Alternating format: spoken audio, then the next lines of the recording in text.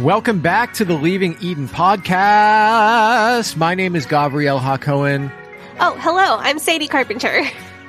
Hey, Sadie. How you doing tonight?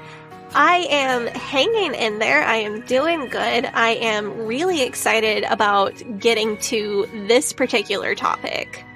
Today's topic is one that I wouldn't say I want to talk about it, but it's one that we just like.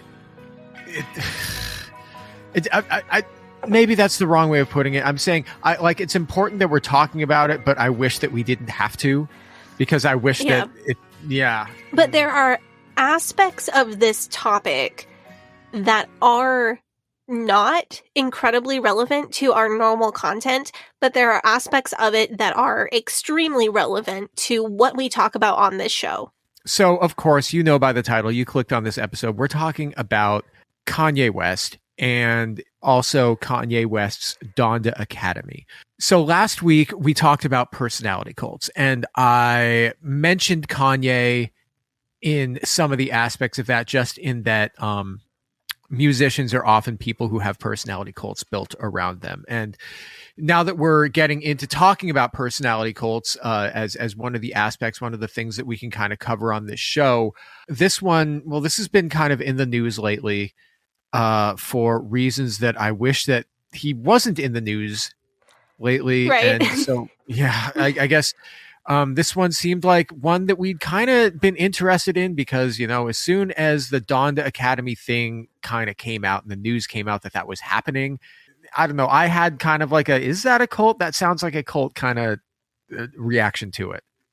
Yeah, so popular music or celebrity bad behavior aren't our usual topics unless it's a Duggar doing the celebrity bad behavior. And condemning anti-Semitic death threats is a thing that's a little bit more in our wheelhouse. But a few months ago, I would never have imagined that we'd be doing an episode on Kanye West. The more recent issue is his tweets. But something that's relevant to my life is this Donda Academy thing. It's the private Christian school which he is/was/might still be attempting to found. It's currently closed following his anti-Semitic Twitter fiasco. But I saw some videos coming out of Donda Academy, and that's what I really want to talk about. I have never had alarm bells of like, oh my god, this is a cult, ringing quite so quickly or quite so loudly. But on this show, we don't just apply the term cult to anything that we don't like or that makes us uncomfortable. So today we're going to talk about Kanye's specific cult of personality, and we're going to dive into Sunday services and Donda Academy and the potential cult-like tendencies there and evaluate them by the bite model.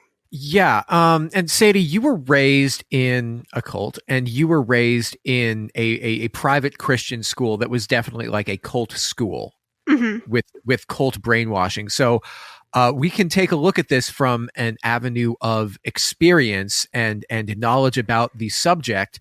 And so that's what we're going to do today. But before we get into that, I guess I have to do the whole spiel now. The Leaving Eden podcast is the podcast about my BFF and co-host, cult expert Sadie Carpenter's life in and escape from the independent fundamental Baptist cult. We talk about this cult. We talk about other cults. We talk about religion. We talk about fundamentalism. We talk about the real and present threat that cults and cult ideologies pose to society as a whole. And it is our goal to promote freedom of mind, freedom of thought, and freedom of religion. So if you like our show, if you're a fan of our show, then there's a number of things that you can do to support us. Number one, you can hit that subscribe button so that you'll get updates when we drop a new episode. Number two, you can join our Patreon, which is patreon.com/Leaving Eden podcast, where there's going to be an extended version of today's episode. All of our episodes have extended versions that go up on the Patreon. They also come out a day earlier. So if you just can't wait until Monday and you want it on Sunday, you can join the Patreon and get it there. You can also join our Facebook group if you're a fan of the show and you want to hang out and talk with other fans of the show who might have a similar life experience to you. Say you were raised in fundamentalism and you want to tell your story there. That's a great place to do it.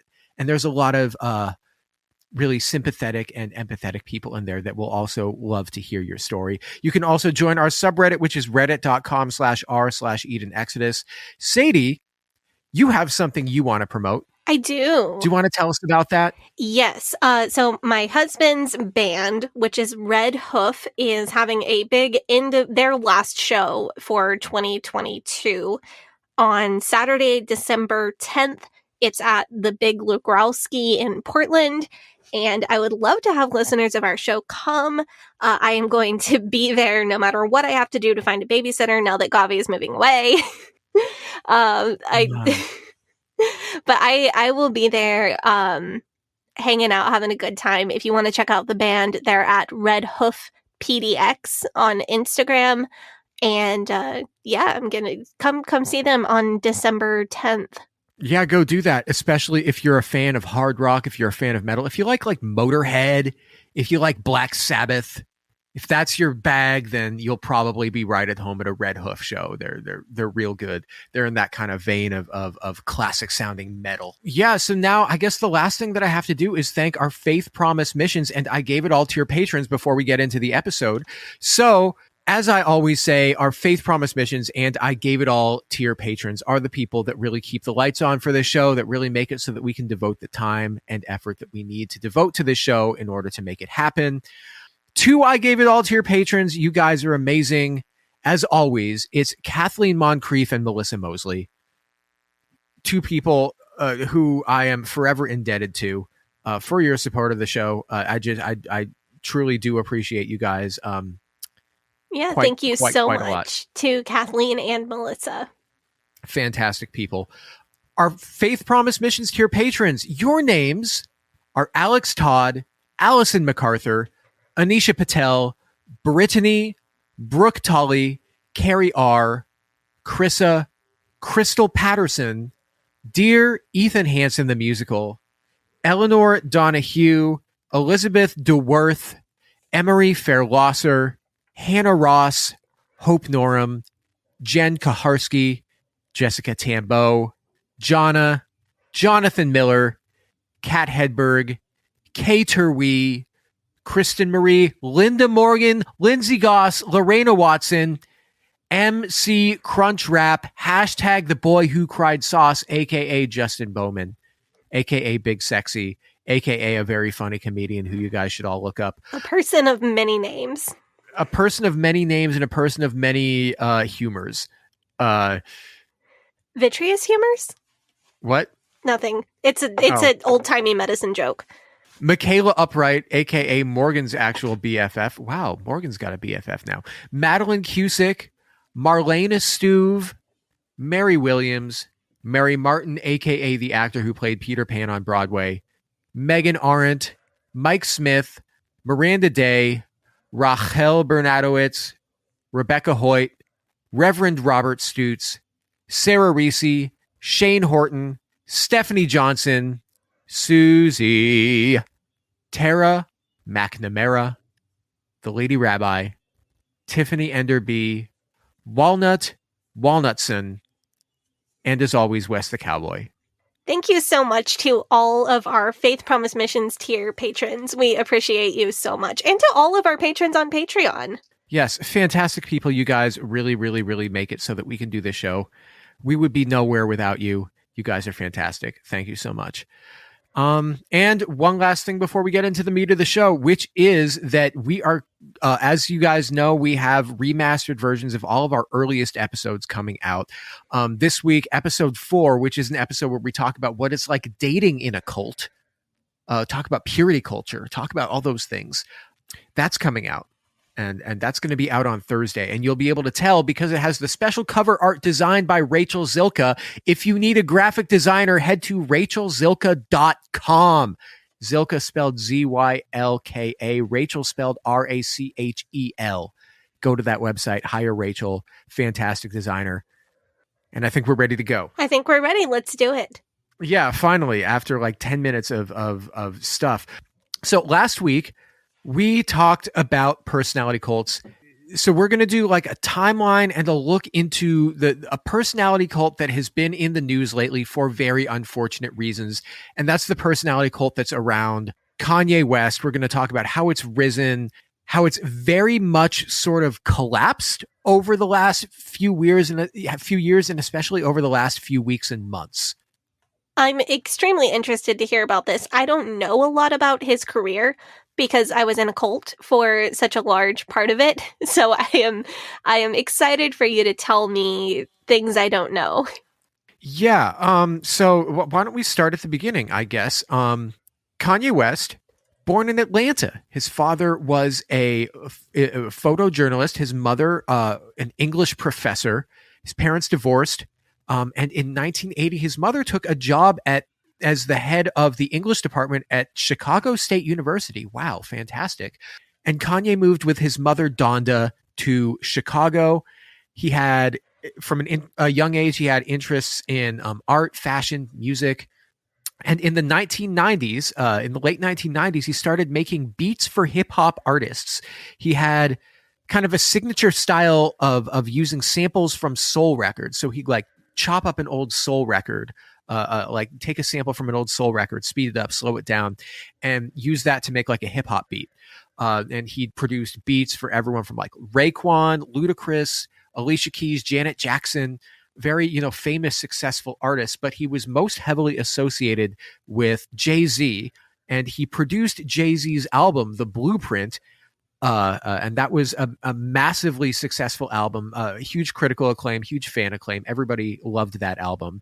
He was successful for being a producer at this time in like the early 2000s, but he wasn't known for rapping yet because at the time, rap music had a heavy emphasis on gangster rap, that subgenre, and he wasn't seen as being marketable because he wasn't really in that genre.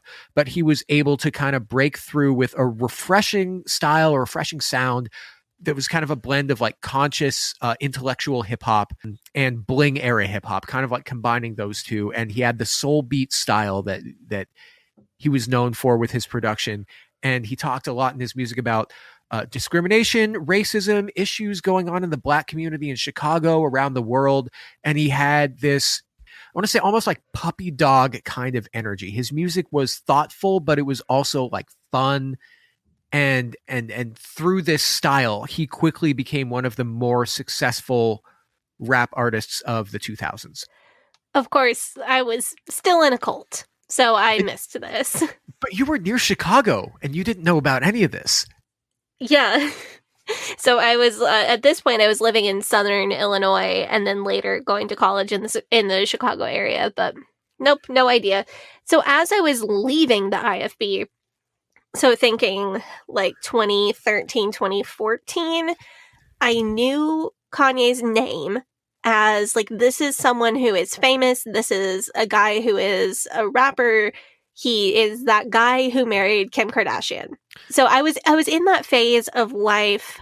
One of the only forms of quote unquote worldly media that I consumed as a teenager, so like 2007, 2008, 2009, was pictures of celebrities at award shows because I was really interested, like I've talked about before, I was really interested in formal wear.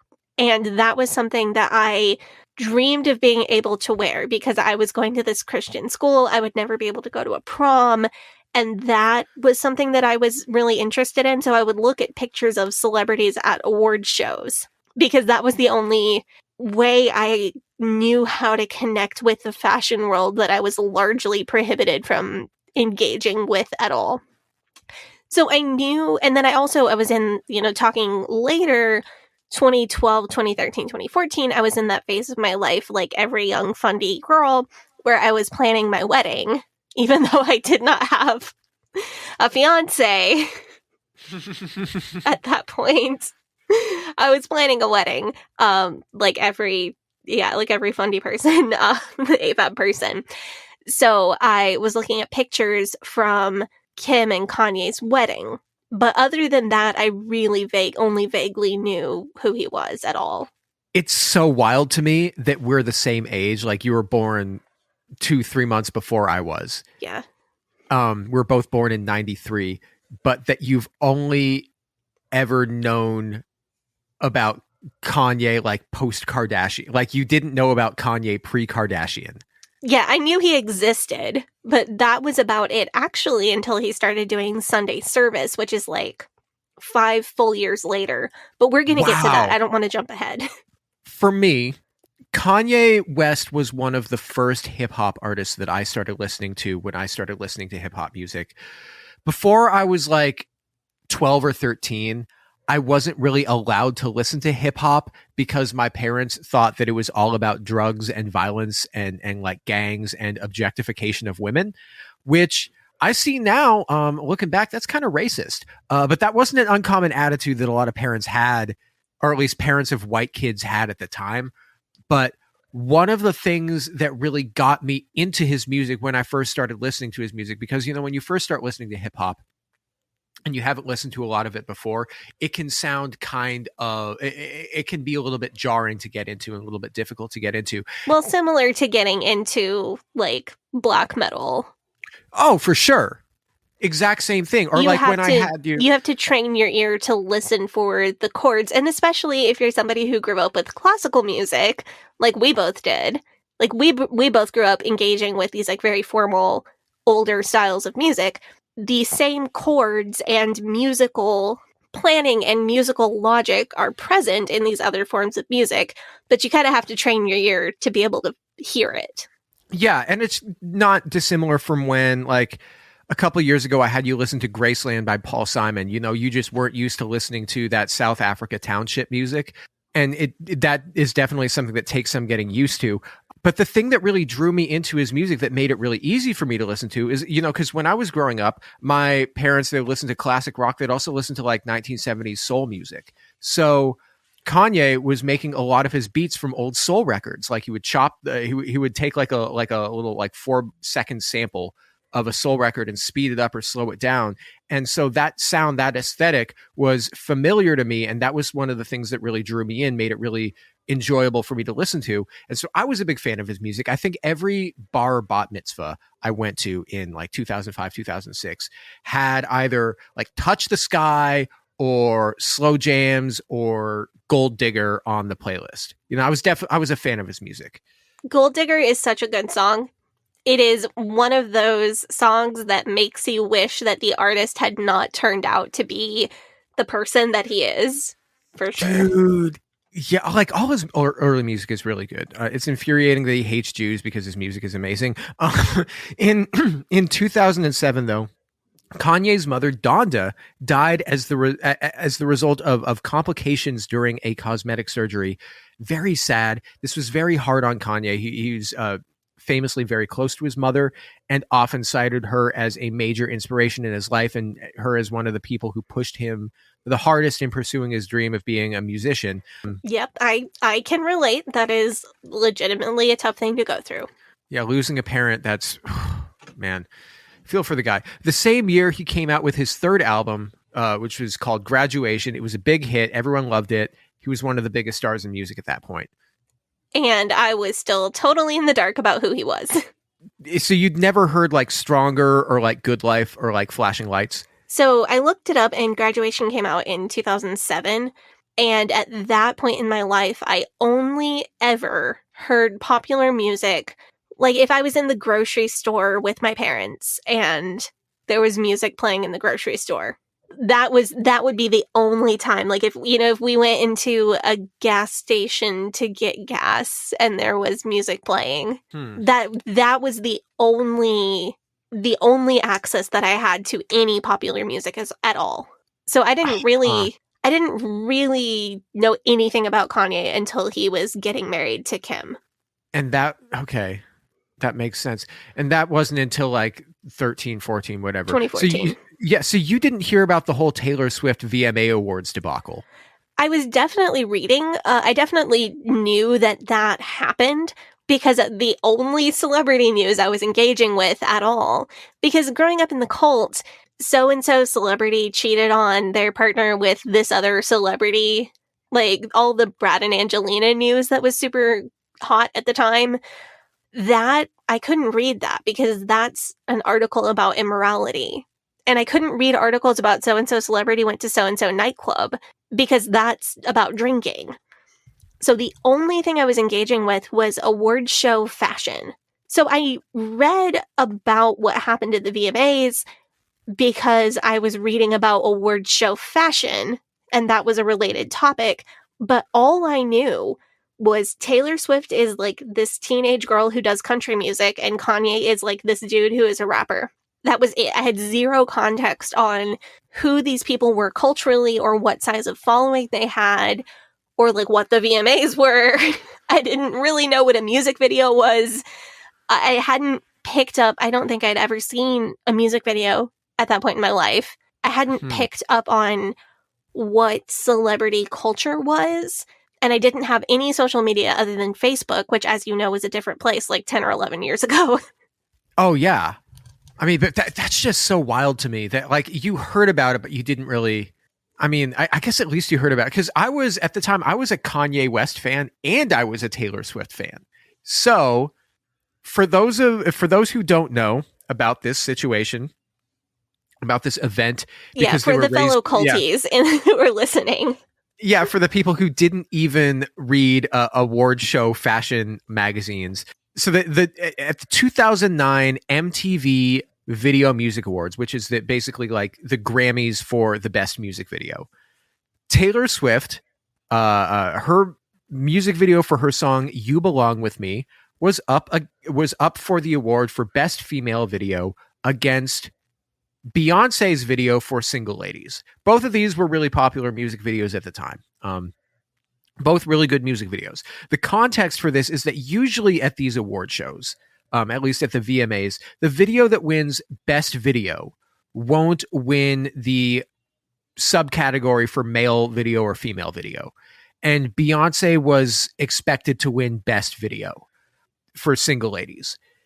And so when Taylor Swift won best female video, though, this whole system is stupid, by the way. Award shows are stupid, but that's basically what's going on. Taylor goes up on stage to accept her award, and an extremely intoxicated Kanye West goes up on stage to say that Beyonce should have won, and then there's a huge controversy. He like interrupts Taylor accepting her award.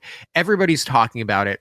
Even President Barack Obama, who, like West, is from Chicago and who had previously said that Kanye was his favorite rapper, comes out and says that Kanye looks like a jackass.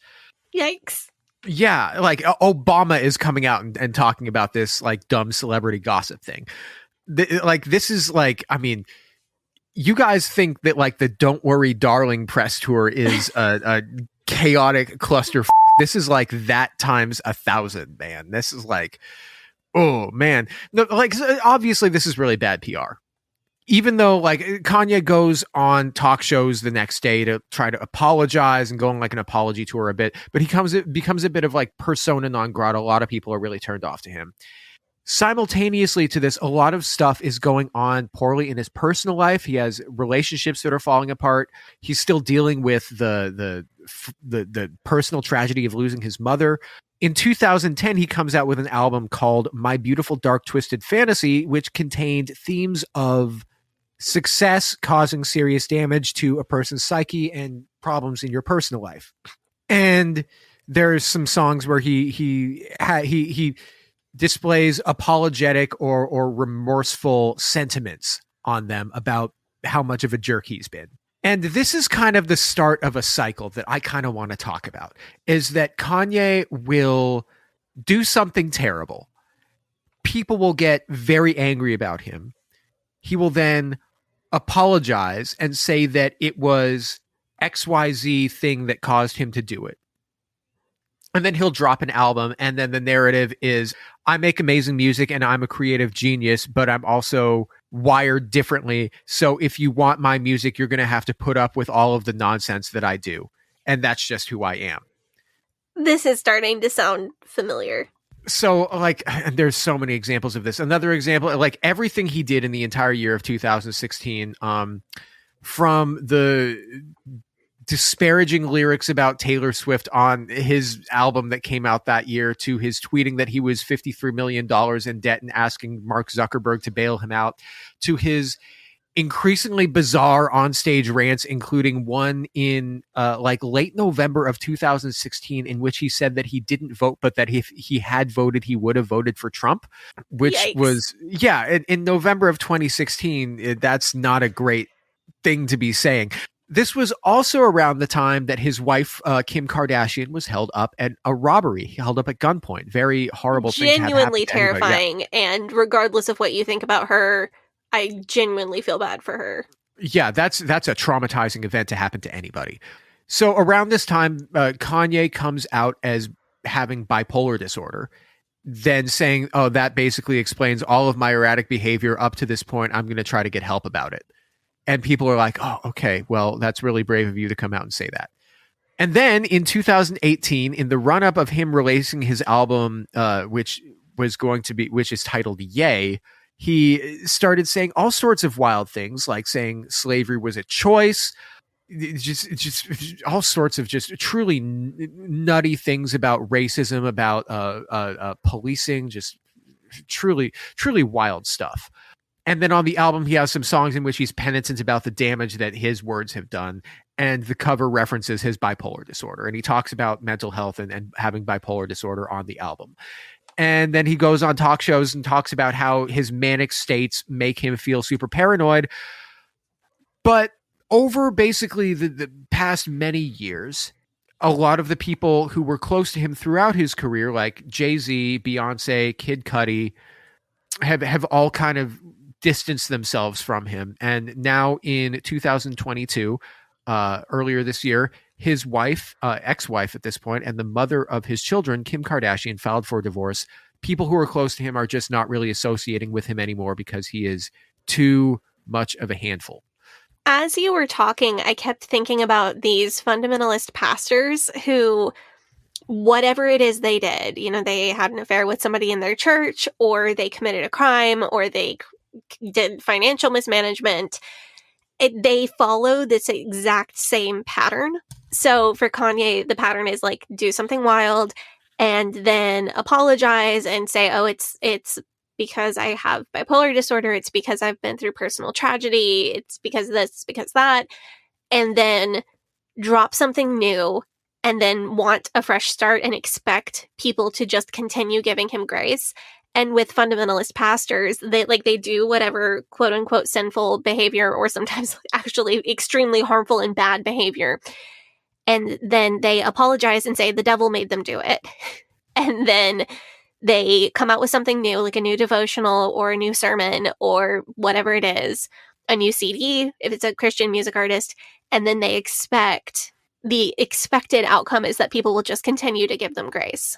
So I see like that same pattern playing out with more people other than just Kanye. And I don't ever want to seem like I'm being ungracious to people who have mental illness. But people who have mental illness should also be held accountable for their actions.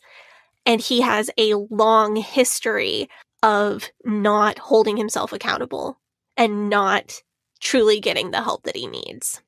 I wanted to go through that career trajectory to establish that pattern of behavior, because I knew that as soon as I did that, you would grab onto that, because that's something that you're so familiar with.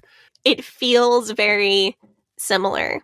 I read that he was once featured on the cover of Rolling Stone wearing a crown of thorns with the title The Passion of Kanye West. So he's made religious references in his lyrics throughout his career and in art relating to his albums throughout his career, which is not an issue. I do bristle a little bit when he has allowed and encouraged and fostered direct comparisons between himself and Jesus as a part of his whole mad genius branding. Yeah, I mean, he did literally make an album called Yeezus, and there was a song on the album called I Am a God. He also said that at one point, he said that if the Bible were written today, he would be one of the characters. I don't know how true that is. If Jesus came today, do you think Jesus would go and talk to Kanye? Or do you think Jesus would talk to the famous people? I guess Jesus talked to everybody. Jesus talked to the low people. Jesus talked to the high people. He So I mean, it's not unreasonable that there would have been like a story in which Jesus goes and talks to Kanye and says, dude, get your shit together. You're alienating everybody around in your life. Not saying that I speak with the with the word of Jesus about what Jesus would say to Kanye, because I'm not even Christian. But everybody makes up what they think Jesus would say. Like, all Christians do it. Some of us try to do it in a more non-toxic way, and then some people do it in what I consider an incredibly toxic way. But all of us make up what we think Jesus would say, so I don't have an issue with you doing it. Like, at this point, you're not diluting Jesus's brand. Jesus was my cousin. I mean, yeah, for sure. Yeah. So, yeah, I want to point out, though, that in Christian theology, we are supposed to find ourselves and bits of ourselves in characters of the Bible, and sometimes take that as a word of warning, or sometimes take that as something that we are to live up to. And finding connection and recognition of ourselves in who Jesus was, that's not abnormal.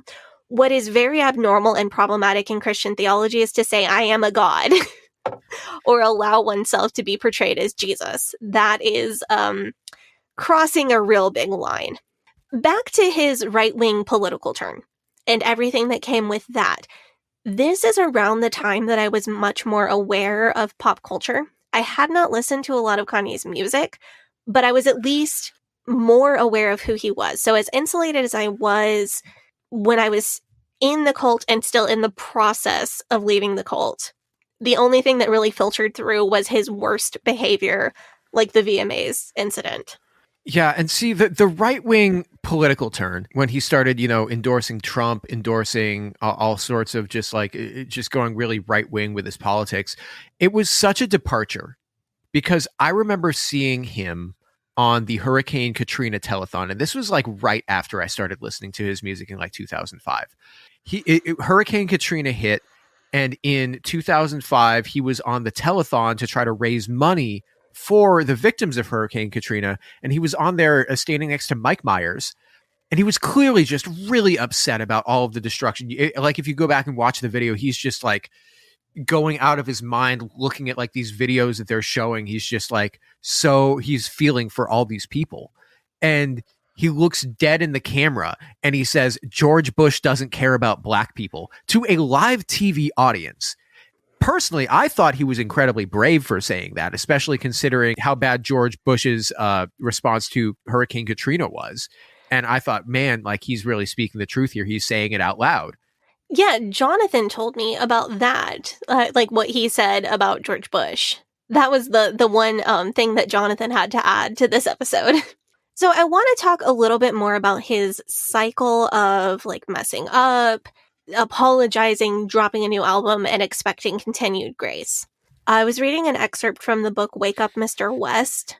The title is Wake Up, Mr. West, Kanye West and the Double Consciousness of Black Celebrity. It's by Joshua K. Wright. The excerpt that I was reading was about how R. Kelly did a gospel album in 2004 after the original sexual abuse claims against him came out. And that was his way of redeeming himself to the public. And then he continued to get away with sex crimes for many more years. And then it was also mentioned that O.J. Simpson conspicuously made sure he got photographed attending church while on trial. I was also listening to this week to the It Could Happen Here podcast, and Propaganda was on the podcast. He's a rapper who's often been featured on It Could Happen Here and Behind the Bastards. Personally, my favorite Behind the Bastards guest, other than Jamie Loftus, because I love her. And what Propaganda pointed out was that Kanye has identified himself as a Christian for a long time, and the religious references have always been present in his work. But Prop's take was along the lines that a return to religion or religious practices or public religious practice is a natural connection to make for Black celebrities who find themselves in hot water. And the reason for that is that they were very likely raised in church. Even take celebrities like Jennifer Hudson. As far as I'm aware, she's never done anything wrong in her entire life. Extremely talented. Yes. But her story of I was raised singing in my church choir, it is such a common story that you hear the same story over and over again. And because of the likelihood that Black celebrities in particular were raised in church and have a connection to a church community, the idea of like, I have made mistakes and I need to fix it. What am I going to do? I'm going to go back to religion is a really natural connection. Yeah. I mean, but the thing is that religion has been present in Kanye's music since the beginning of his career. Like, one of his first hit singles was Jesus Walks. Have you heard that song? Do you know that song? I have heard it now. I had not heard it before doing research for this episode.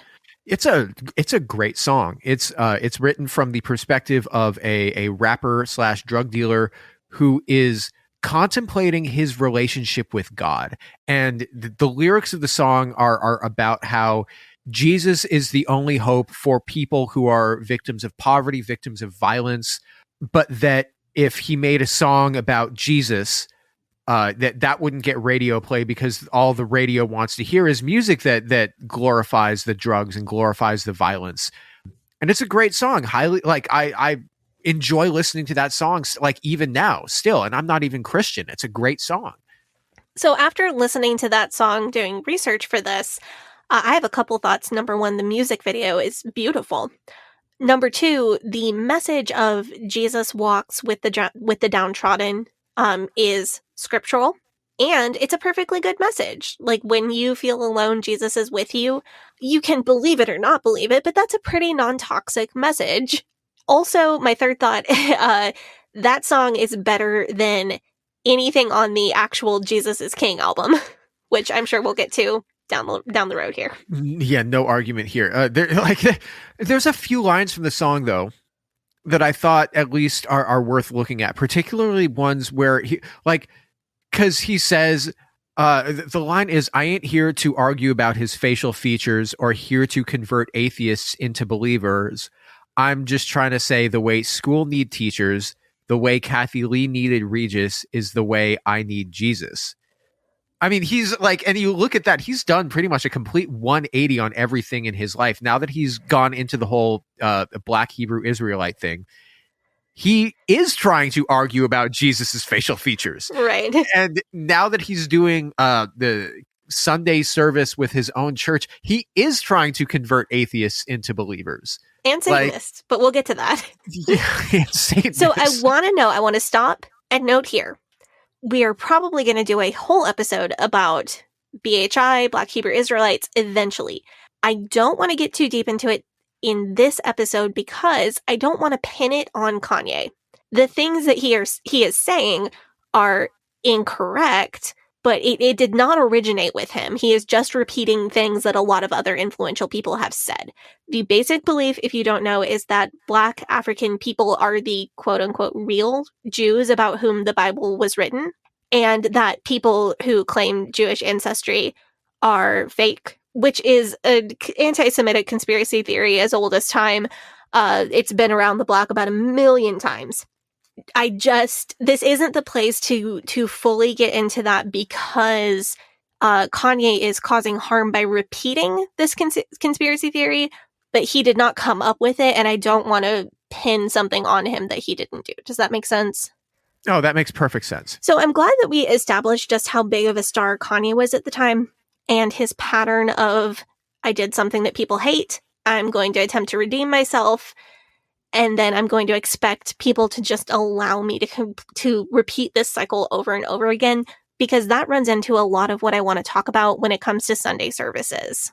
Yeah, I think you're going to also know more about this than I do, because 2019, which is the year that he went super Christian and came out with Jesus is King, which is his legitimately awful Christian album. That's kind of when I stopped following him, when I was just like, okay, like I'm done with you. Yeah. By the way, did you hear any of the songs on the album? Yes. I don't recall. I don't think I've ever sat down and done like a serious listen through, but I definitely checked out the songs kind of piecemeal. I want to do a big disclaimer here. Contemporary Christian music, it just isn't my thing. I tried to like it. I found like 3 songs that I liked. And that's kind of where it ends for me, unless you count Stryper, who I love. But if you enjoy Christian contemporary music, if you get a lot of spiritual good out of it, or you just like it and it makes you happy, I'm not here to throw shade at you or criticize you. I'm happy you found something you like. But also, Jesus is King is not good. There's one song in the album I like, and that's the one with clips on it. But the worst song on the album. Did you listen to the one Closed on Sunday? Yes, I went back and listened to it. The line is Closed on Sunday. You're my Chick-fil-A. This song, number one, it's so bland, and then number two, like half of it is right-wing evangelical fear-mongering propaganda, and then the other half of it is a commercial for homophobic chicken. For Kanye, not all of his music is stuff that I like. Not all of it is stuff that I love. But usually, like, if he makes a song, it'll be that he's chosen to do something and he's fully committed to that thing, and I will understand why it would appeal to somebody even if that person isn't me. I just did not understand this one, man. It seemed like it was a Christian album made by somebody who had never read the Bible. And I'm not trying to say that Kanye has never read the Bible. Well, he says he's never read a book, so I know he just might be saying like that. True. That just might be him saying, because I've heard him say in other interviews that he reads the Bible before he goes to bed. So I'm not trying to say that Kanye's never read the Bible, but the vibe I got was this is a Christian album made by somebody who's never read the Bible. And if I were a Christian, I'd be disappointed because he's not saying anything interesting or insightful about God or religion in this music, or finding a new way to express an old idea, or expressing an old idea with his unique voice. Well, Jesus Walks was that, and this is not.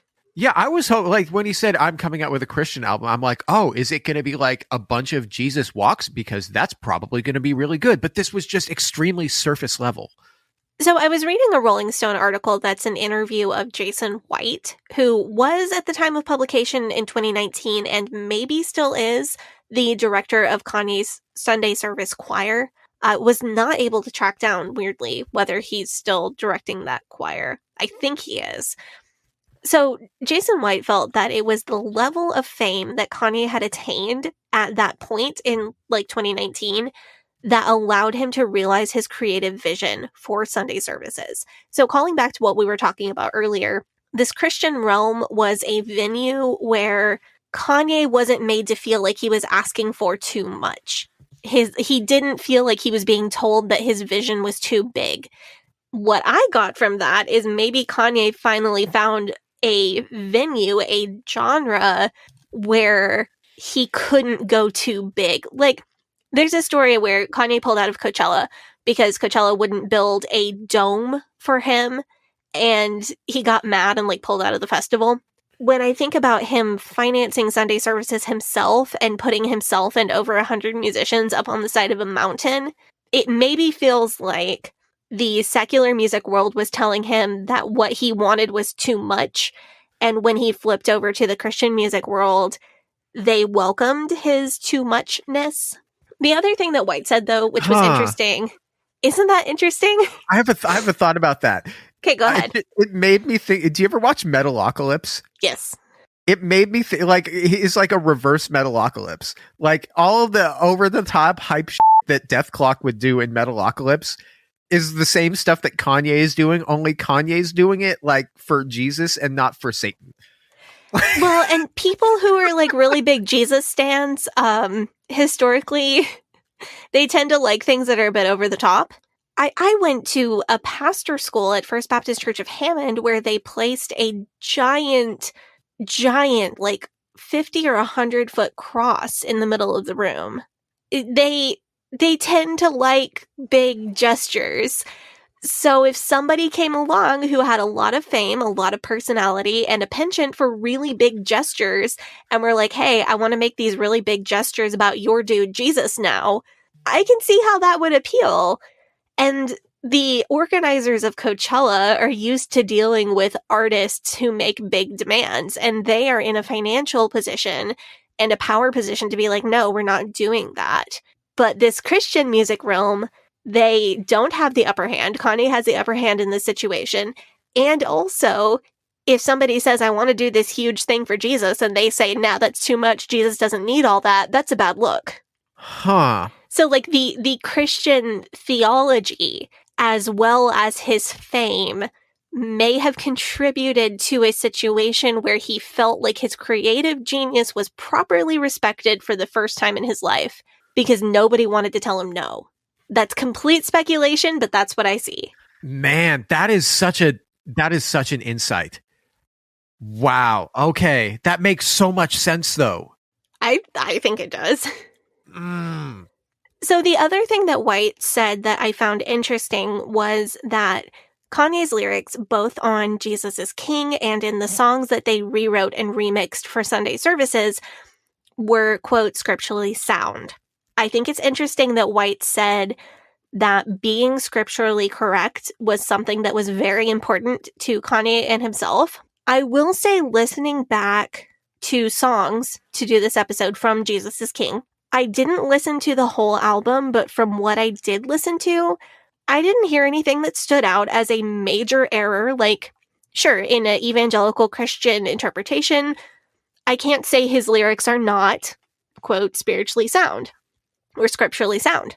But it's a bit of a bummer to hear him using the same rhymes, the same concepts that are everywhere in Christian music and have been for 150 years, knowing that Kanye is a brilliant lyricist, and then hearing him using what we church kids like to call tree, see, me, free rhymes is a bit of a letdown. That's such a disappointment. Like I said, when I heard he was doing a Christian album, I thought that he would bring I thought that he would bring a bit of really more character to it. But I also think that this has to do with, there's like a lot of lyrical difference between his early work and his later work. Like in his first several albums, the topics and themes that he was talking about were topics and themes that would be relatable to an regular person. Maybe not me because I didn't grow up where he grew up, but there is an regular person who that is relatable to. Even when he got up to doing like in like 2010, when he was doing that My Beautiful Dark Twisted Fantasy album, which was like an album about this is the negative effects that fame and stardom can have on a person. That's still a relatable and an interesting story. But from there, it just kind of became a bunch of nonsense. Like the songs were hot, but like his problems that he was going through and like the conflict that he was, that was like driving the story of the songs that he was rapping about, the events in his life that he was talking about, they're not problems to anybody who isn't a multimillionaire celebrity rapper and fashion mogul married to a socialite reality TV star living in the alternate reality that is Los Angeles. So I do want to point out something about Christian music. Some people who listen to Christian music want music that is about real problems that they might be facing in real life, exactly like someone who's going through a breakup might want to listen to Adele. But some people, they want to listen to Christian hype music that makes them feel better, and there's an escapist kind of mentality. Just like somebody who isn't having a very good time in life or has low self-esteem might want to listen to About Damn Time by Lizzo to like get them out of that headspace and make them feel better. I listen to that song when I'm feeling great and it makes me feel even more great. I listen to that song when I'm sad and it makes me feel better. But Christian music has that same kind of thing. Like there are songs that are meant to identify with people who are struggling, and there are also songs that are meant to be a little more escapist. It seems like the kind of Jesus music that Kanye wanted to make is more towards the escapist type. The issue for me is that it's more about himself than like the normal concepts, which would be, it's going to be fine, we're all going to go to heaven, or God loves you no matter what. It's more about like, I'm a great person because of God. I think, okay, that makes sense to me, but also, and I'm not a Christian, so I maybe correct me if I'm wrong here, but from where I'm sitting, it seems like Christianity is a religion that the intention behind it, you're supposed to promote selflessness, right? Promote humility. Definitely. Yeah, that's what Jesus is all about. Selflessness, humility. these are concepts that are wholly incompatible with the kind of music that it seems like Kanye wants to make. It seems a bit crazy that you can make songs about like porn stars and models with bleach and driving Lamborghinis in Maybachs and talking about how you're the greatest person in the entire world, and then turn around and say, make an album where you're saying, I surrender myself to Jesus and I dedicate my life to the Lord and the Holy Spirit, for his kingdom is not of this world. It seems kind of antithetical to go and do that. So you can do the first thing and then turn around and do that second thing. There is scriptural backing for that. There is there's some dude in the New Testament who is like ridiculously rich and then became a Christian and gave most of his possessions away and became a very humble man. What you can't do is both at the same time. That's what Kanye wants to do. That's the thing. So I was reading the lyrics. I want to be specific. I was reading the lyrics to On God, which is a song on Jesus is King.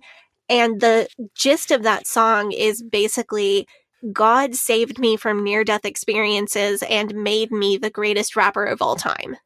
See, that's the problem, right? Yeah, you can say, I used to be so proud and think that I was the greatest, but now I know that God is the greatest. You can say that in Christian theology. You can't say God made me the greatest. Jack Hyles. So I want to dig into Sunday services because we've got to come up on a break pretty soon. But I have thoughts about Sunday services that I think are important. I think that Sunday services was more, so in 2019, Kanye kind of started his own church, sort of. He started having weekly Sunday morning worship services led by himself. And I think this was more than a one-time attempt to redeem himself, because he had practiced this cycle of messing up, apologizing, asking forgiveness, getting a new start. Messing up, apologizing, asking forgiveness, getting a new start. He had practiced this cycle so many times that I feel like by 2018, his reputation was pretty close to unsalvageable. I don't see Sunday services as a continuation of that cycle. I see Sunday services as a bid to redeem himself and change his image permanently. Like a bid to end the cycle, but possibly in a toxic and manipulative way. ? In a way, you mean like saying, oh, well, I'll never need to ask for forgiveness if like the forgiveness is the church. So I'll just like stay in the church and then I can do whatever I want. It's that like could have been his motivation. And we have to recognize that he is a person who has mental illness. So that could have been a genuine thought as well. Like this is because every person who has mental illness, I think, is familiar with this cycle of feeling like you've messed up and feeling like you're bad and broken and just thinking, I'm just going to white knuckle it and I'm going to force myself to be better and I'm going to force myself to do better and I'm going to, get rid of my intrusive thoughts or deal with my bipolar mood swings better or deal with my anxiety better, ignore my anxiety, work through panic attacks, like whatever it is that you have, you just decide to yourself, I'm going to fix it and this is going to be the last time and I'm going to force myself to be better. So this could be a bid to manipulate people into thinking that he is a good person forever. Or it could be an expression of that mental illness, like that philosophy of like, I'm going to force myself to be better. And I really could see it going either way. There's certain people who are drawn to religion and evangelical Christianity, especially because of all, certain denominations offer easy redemption if you show that your belief is strong. And second, you can become glorified and exalted if you show your belief strongly enough very publicly and like there's people that will do that sort of thing who will get involved with evangelical Christianity and venerate Jesus and God as a way to venerate themselves. So I want to talk about what actually happens at Sunday services because I have a lot of thoughts and I think this will continue to clarify what we're talking about here. Kanye self-financed these mega events in LA. They attracted lots of celebrities. He didn't charge for tickets, technically. They were invite only, and you had to like get on a list to get a ticket. And then people who were lucky enough to get one often resold them for a lot of money, and he didn't do anything about that. He did release a merch collection, clothing collection that was predictably the price that you would expect Kanye merch to be, like a $250 sweatshirt and $50 socks that were meant to be worn to these church services. So it could be griftier, but it's not ungrifty. The music for these church services is the Christian songs that Kanye has written. Also, Kanye's non-Christian songs rewritten to have clean and Christian lyrics. And also other hip-hop and R&B classics rewritten as Christian songs, which is just something. That is something. Yeah. I mean, I don't know. I see this sort of as like a vertical integration thing. Like he's all about his own creative vision. And this is something that we're going to come back to later.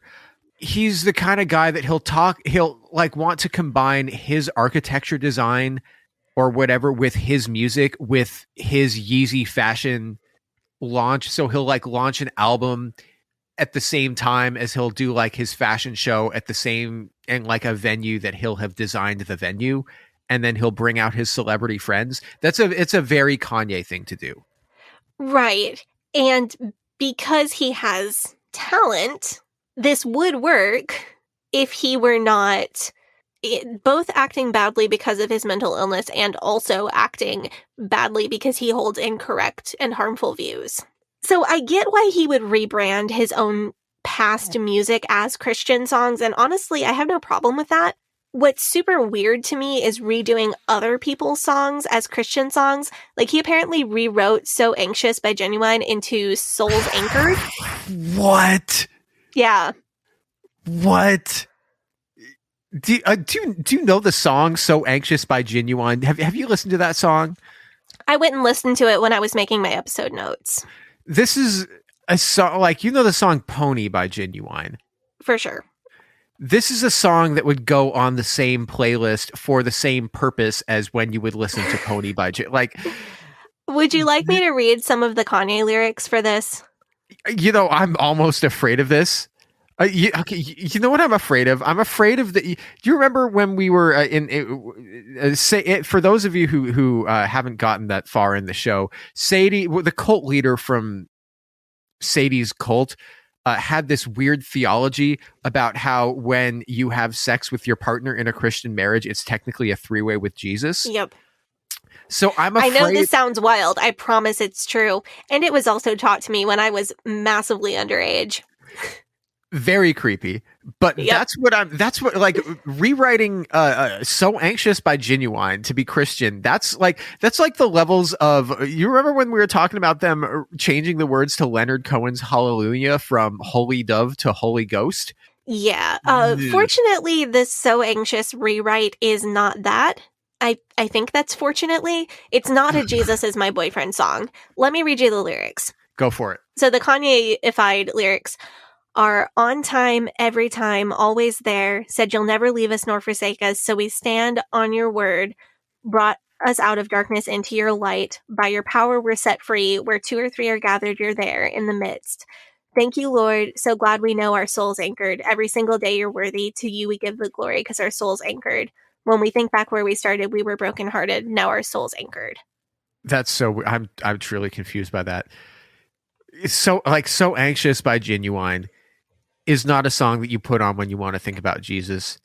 So Anxious by Genuine is a song that belongs on a playlist with Darling Nikki by Prince and Whole Lotta Love by Led Zeppelin. It does not belong in a church service. I'm glad I read the lyrics, though, because I think that illustrates the tree free me see lyrics that I was expressing disappointment about. And I mean, I do know, like, I believe that Genuine is a Christian. He's spoken about being Christian. So Kanye probably got permission from Genuine to do this. Yeah. I do want to point out, like, there's nothing heretical about that rewrite. A lot of it is quoted or paraphrased scripture. There's nothing problematic about it from a mainstream Christian point of view. It's also just not very super creative. Yeah, and it's also like a thing in hip hop and R&B music where you'll like interpolate a hook from somebody else's song and put that in your song and change the words a bit. That's totally like accepted within genre. I'm wondering like what other wildly inappropriate songs though we could change the words to make them be about Jesus.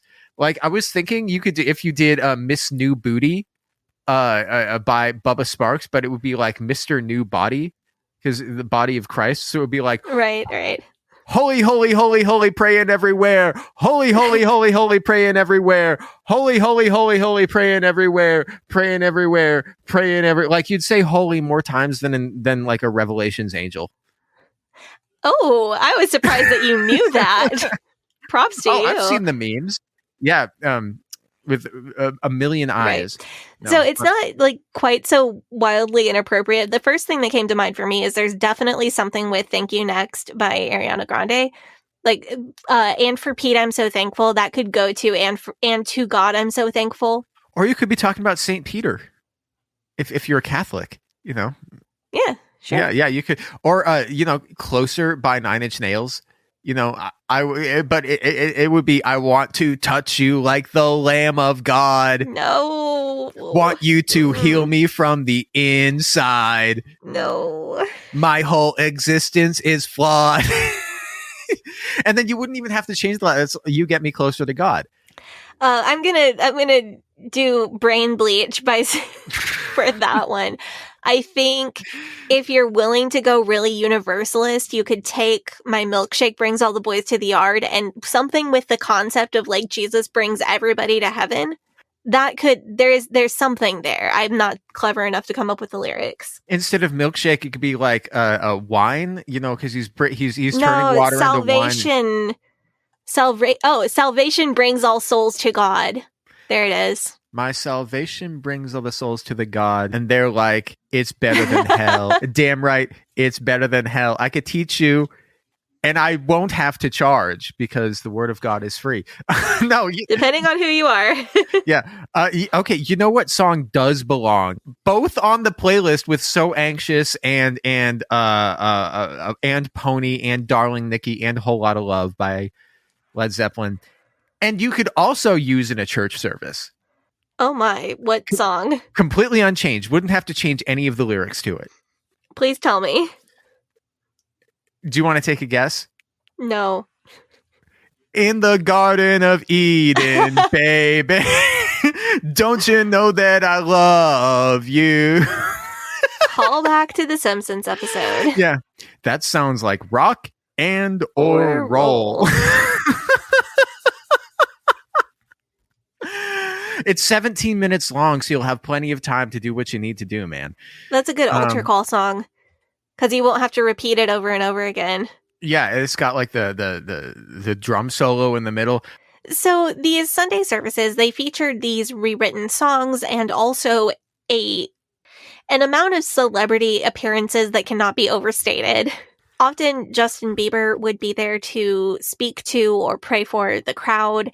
Kanye at one point held a Sunday service at Joel Osteen's megachurch in Texas as well. Yeah, because Justin Bieber became a Christian after he kind of went off the deep end with drugs and partying, and then he became a Christian. Right. He was baptized by a celebrity pastor at Hillsong, and he's extremely affiliated with them still, which is why we had to do this episode before next week's episode. Yeah, in which we're going to talk about Hillsong, so that'll be fun. So Sunday services weren't directly affiliated with Hillsong in a formal way, but clearly there was a lot of overlap between like people who are affiliated with Hillsong and people who were affiliated with Sunday services, and like the people who like Hillsong and the people who like Sunday service. I keep putting an S on the end. There doesn't need to be one. This is weird though, because Hillsong is one of the biggest producers of modern contemporary Christian music. And you would think Kanye could have just used their songs instead of rewriting So Anxious for some reason. I don't know. I think that Kanye just doesn't want to use anything for his services that he didn't personally have a hand in making, or that he didn't think is like of the culture. Because like if you look at his albums, he's not just the performer, he's also the producer. And like I was saying earlier, if you look at the fashion. He'll be doing a lot of the designs himself, which is kind of why a lot of them are ugly. Yeah, true that. Sunday service would attract a lot of celebrities that are already somewhat affiliated with Christianity, like the aforementioned Justin Bieber, but also Katy Perry and Tyler, the Creator, as well as notable former-ish, fundy-ish Jeremy and Ginger Fuolo. That is extremely on brand for Jeremy and Ginger to show up to a Kanye West Sunday service. What could possibly be more on brand for Jeremy and Ginger? Jeremy is like the epitome of preachers in sneakers. Of course, he's going to show up at Kanye's Sunday service. So, but these became a see and be seen type event, like a get good publicity event. So they attracted other big name celebrities who are less affiliated with Christianity. Like who? Well, controversially, Kanye and Justin Bieber co-led a service where they had Marilyn Manson up on stage at them, like right at the beginning of all of the absolutely terrible things that he did coming out publicly. Wow. What? Yeah, apparently Bieber prayed over him and prayed that, quote, any demonic presence here, end quote, would be cast out, which I think Bob Larson would definitely not approve of. Larson's methods are much more direct. Like, you have to get the demon's name, you have to get it to renounce legal authority, all of that. Bieber didn't do any of that. It was an opportunity for Manson to try to win over Christians, I think. Like, look, I'm not super evil anymore. This is a golden opportunity, actually, for both Marilyn Manson and Kanye. Because Manson gets this opportunity to be like, see, I'm not evil anymore. And Kanye gets this opportunity to be like, see, I converted the super, super evil dude. But neither of them actually did anything with it. They just like prayed over him. And that was kind of it. No dramatic exorcism, baptism, conversion. This looks like religious theater. And if it is religious theater, it was a missed opportunity for a great show. But instead, it was kind of a bunch of nothing. See, I'm wondering if all the people who were in the audience then like drove home listening to We're All Stars Now in the dope show.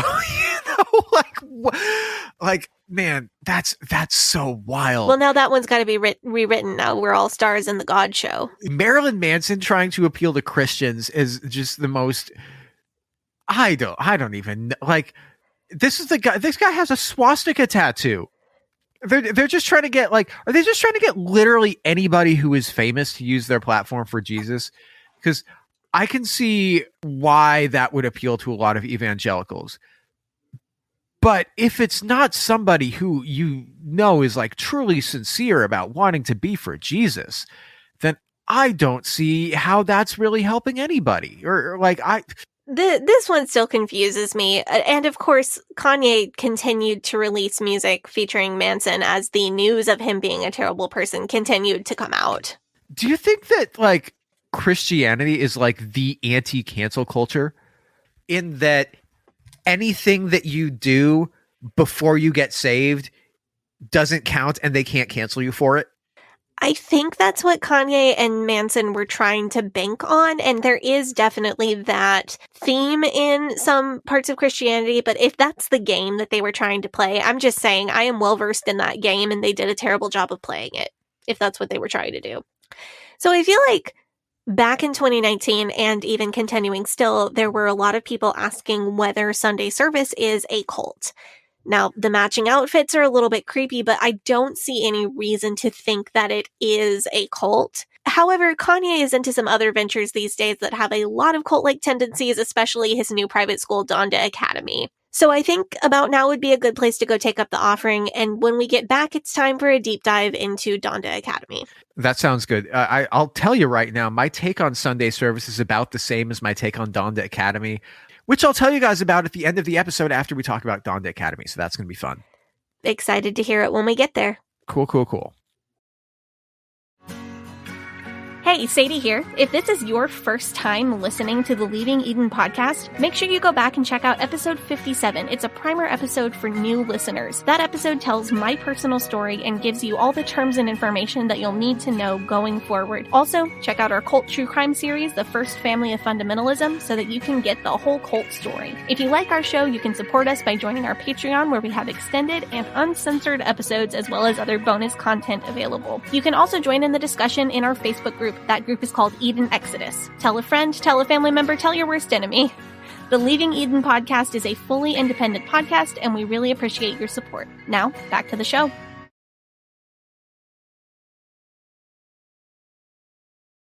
We are back from our break. We've been talking about Kanye West, his career. We've been talking about Sunday service.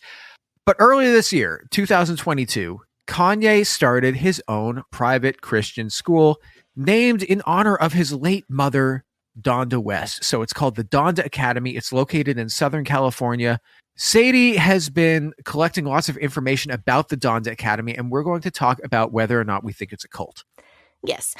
Before I start that, I had a research assistant for this half of the episode.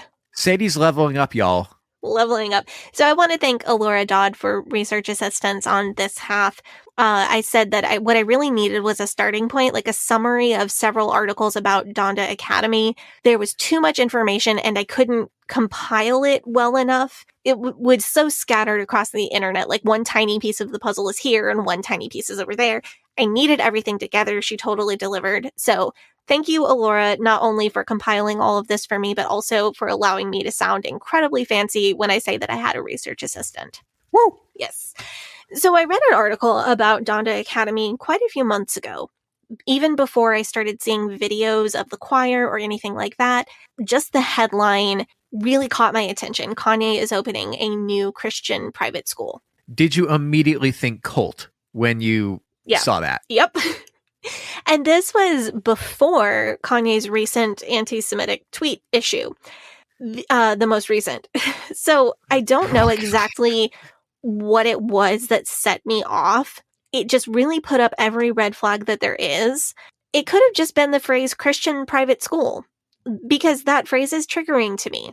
But one of the first little details that came out was the uniform. He has kids wearing all black. And then the second detail that came out was the whole school has a worship service every morning.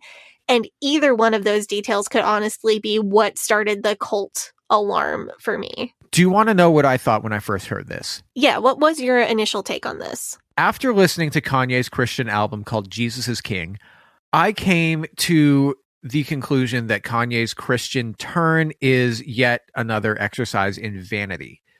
Not saying that he doesn't believe in Jesus or believe in God, but I think that there's too much of his own character that's wrapped up in the vanity.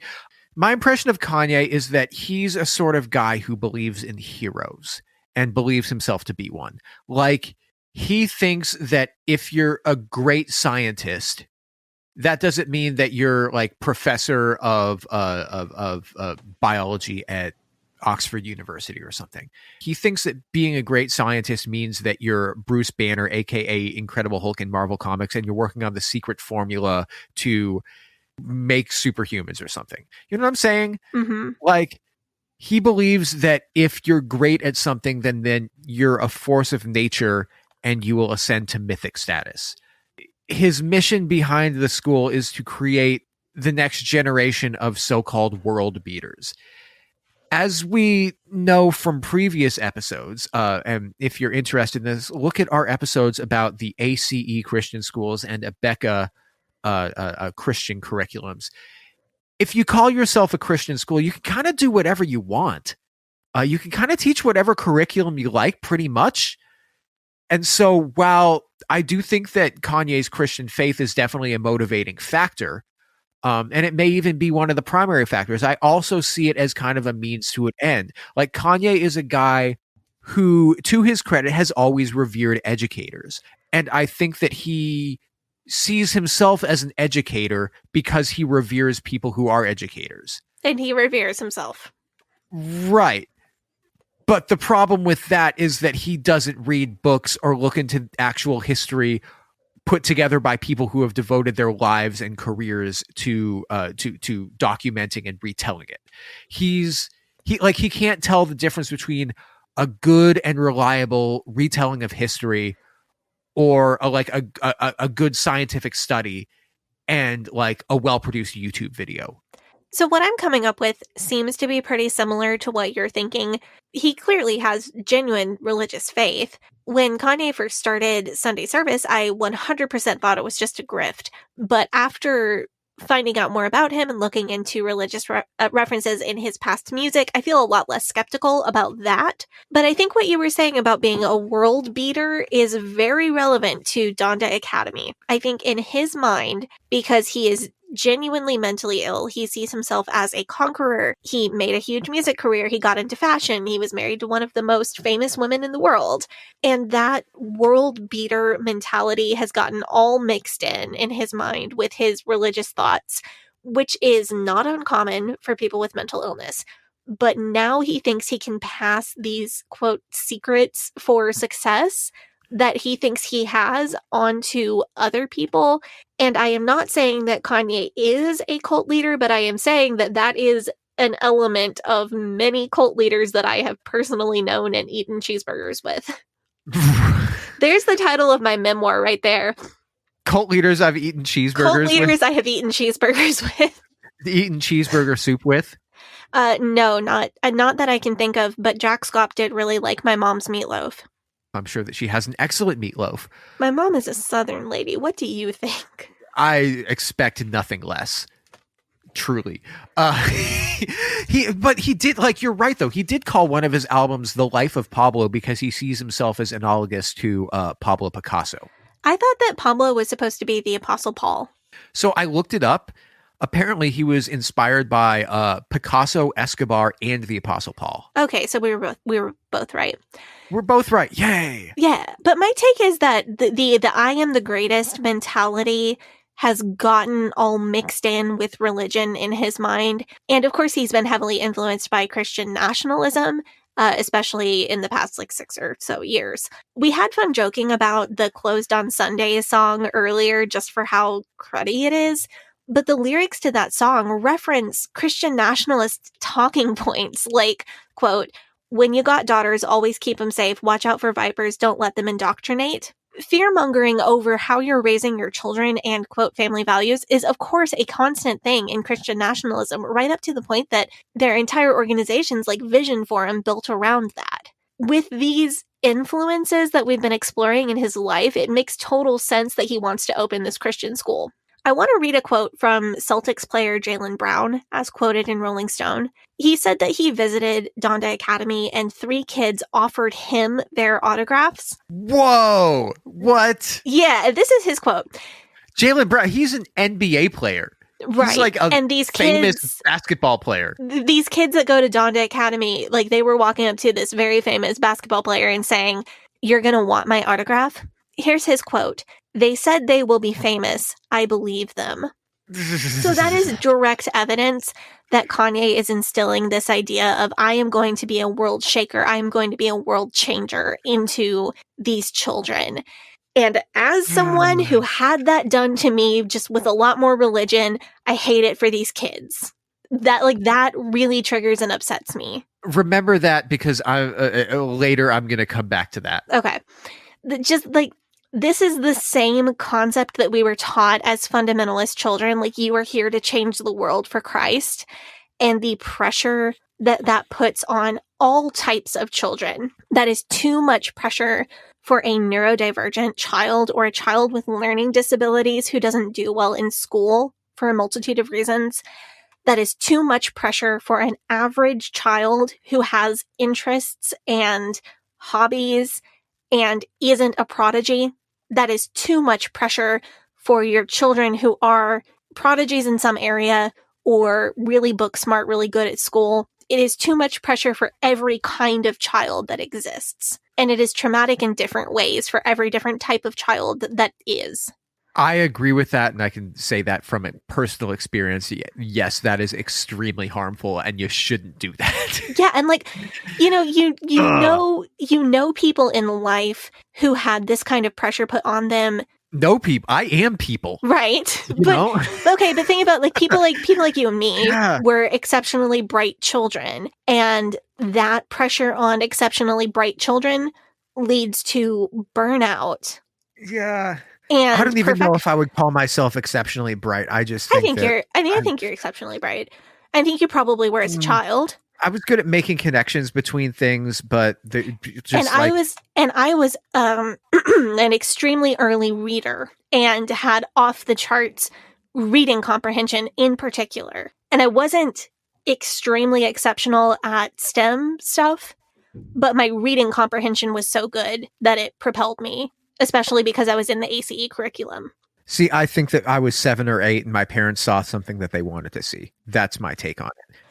But thinking of like other children that I knew, when this is applied to bright children or children that have a talent, it leads to burnout and perfectionism and self-hatred. When this is applied to children who are average, it leads to either a massively inflated sense of self-worth or a massively deflated sense of self-worth. Kind of no in between. Both. And when this is applied, that's me. And when this is applied to like fun. Children who are neurodivergent, have learning disabilities, don't have a talent in the area that they are expected to have a talent in, it's a disaster. And it's incredibly painful. And I've known all of those different types of people. I have never met a child who this kind of pressure of you are going to change the world was good for. And I don't believe that child exists. So just from that makes me feel extremely hostile to Donda Academy, because I do not believe that philosophy is ever good for children. No, I'm with you there. I completely agree with you. Sorry, I got really passionate about that, but that was important. I'm passionate about that topic too, and I agree with everything that you just said. And you put it into words better than I could have, and I'm glad that you said that. So I want to go through what we know about Donda Academy, and maybe we can do a little culty or not culty analysis of the different bits of information we have about the school and see where we land. Yeah, sure. And we can talk about it. Yeah, talk about it with the bite model, which for those who are just, because I know that a bunch of people probably clicked on this episode because they saw Kanye West in the title and they haven't listened to our previous episodes. Bite model, it stands for behavior control, information control, emotion control, and thought control. And basically those 4 aspects are how you determine whether or not something is a cult. So we're going to look at it through those, through that lens. Yeah, we like using this particular measurement system for whether something is a cult because it is a standard that we can measure all groups by, and it helps us be less biased. So one of the things that I have heard repeated the most about Donda Academy is that parents have to sign an NDA for their children to attend. Do you have culty or non-culty for this aspect? So this is 50-50 for me, because if it were any other Christian school, I'd say culty. But NDAs are extremely common in Hollywood. And if you're getting involved with somebody as famous as Kanye West, you should expect to sign an NDA no matter what. Yeah, I'm going to say non-culty. Kanye is well known for passing out NDAs like candy. He has used them extensively throughout his life and throughout his career. And it makes sense that if you were sending your kid to an extremely exclusive private school run by a celebrity, yeah, it makes sense that they're going to ask you for an NDA. Celebrity nannies and chefs and housekeepers have to sign NDAs too. The only thing that's culty about this is that the school and Kanye's representatives describe this as an, quote, informal agreement, but all signs point to it very much being a formal legal NDA. Yeah, so you've got non-culty. Do you have non-culty or culty? I have mostly non-culty. The only thing I don't like is that the representatives are being shady about what it is the parents are actually signing. Yeah, see, I've got 50-50 because like that may not be the intended purpose, but if you were trying to run a cult, like having NDAs is a bit of a bonus, isn't it? True. So I wanted to put that point first because I'm going to hit you with 2 real culty points next. Okay, go for it. The first, of course, is the uniforms. The student uniforms are all black and consist of Kanye's own Yeezy and Gap designs, which makes me wonder if they're going to have uniform supply chain issues if the school reopens now that Gap has cut ties with Kanye. Just a thought. This part I see, like, I think personally, it like culty in a sort of like vertical integration way. You know what I'm saying? Like Kanye sees the school as an extension of his impact on the world. And part of that impact is fashion and aesthetics. So, of course, the aesthetics of the school are going to be regimented because in his world, form is ahead of function and in much of his design philosophy. So, of course, they're going to have uniforms. And, of course, Kanye is going to be the one who designs them. because, he believes himself to be the best designer in the world, even though all of his clothes are ugly. Extremely ugly. Like, it makes sense that he wants a certain aesthetic. Like, we've all seen photos of the horrible, ugly house he designed with Kim K. But I personally, so this is where this is bumping into my personal bias. I personally hate the idea of school uniforms for children. That is simply because I grew up with them and ours were incredibly ugly and I hated them. I know logically that uniforms are good for reducing competition between children, making everyone more financially equal in the school environment and reducing distractions. I know this logically, but the idea of making all kids dress the same is triggering to me personally. Also, a cultural thing, making children wear all black is not a thing. Like old school Southern culture that I was very much raised in, it is children do not wear black, do not wear all black.